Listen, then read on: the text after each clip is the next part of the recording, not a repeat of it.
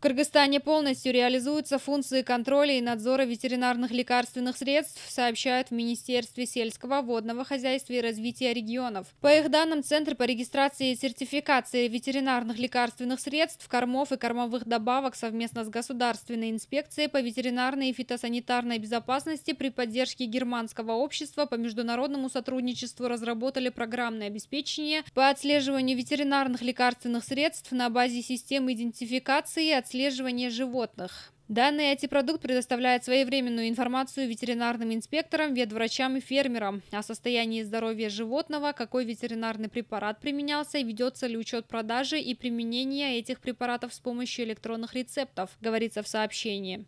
Кроме того, в ведомстве указали, что в рамках исполнения приказа министра Асхарбека Джаныбекова в городе Джалалабад и Сузакском районе запустили пилотное тестирование программного обеспечения. Данное программное обеспечение разрабатывается для полноценного осуществления функции контроля и надзора ветеринарных лекарственных средств, пояснили в министерстве.